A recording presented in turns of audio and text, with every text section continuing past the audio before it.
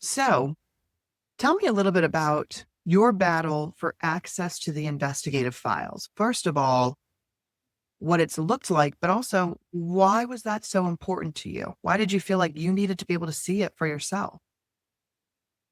Well, it started immediately the week after Marty's death that people were saying Marty didn't do this. So as I would go in with evidence, it would be denied, not only denied, when I would show that I would take that laminated sketch with me to every meeting, every change of officers, and they would just mock. They would, I remember one sergeant literally like turned upside, like sideways, and he said, "Huh, there's a tree growing out of his head."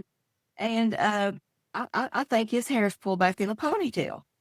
And I was like, no, I've just presented 3 jail records that all say bald.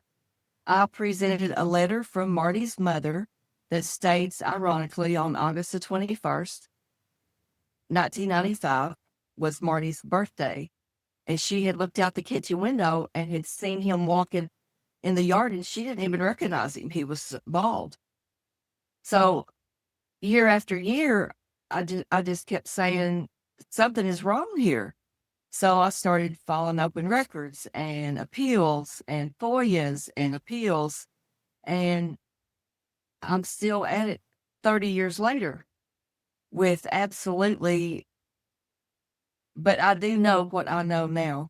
Heather had met with James Hendricks, who was a Henderson police officer the morning this happened. I didn't find this out until 2008. And before that, the FBI came to me July the 15th of 2005, 10 years after this, to tell me to get an attorney to sue Kentucky State Police Post 16 because the evidence they had taken from the Bronco had just been found still in evidence at state police. Now this happened when Scott Thomas, Detective Scott Thomas from Medina, Ohio, had come in to state police to let them know that Christopher Below was a suspect. I didn't know until I got the state police's files that in 2004, Tim Wathel, the eyewitness, had actually picked Chris Below from a lineup 3 times. It was a photographic lineup, and they covered his face. So the body, of course, it's obvious it was Chris Below. And as soon as Tim Wathel realized what he had done, had picked Chris Below out, he said, "No, I still believe it's Marty Deal." But in the very beginning, uh, the story seemed to change. The first story Tim Wathel told was that Heather had been lying on her lounge chair, and she was looking to the left, and his wife had seen a man standing at the edge of the woods.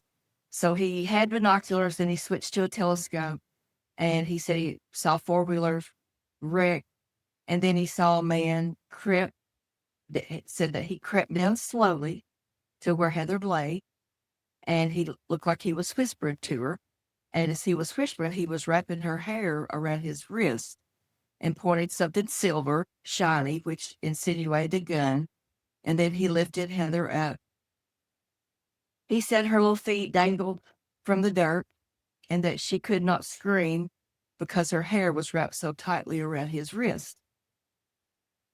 Well, the more evidence I brought that Marty Deal was bald, then this eyewitness, I mean, I thought he was my hero. Every time I went to Post 16, he would show up.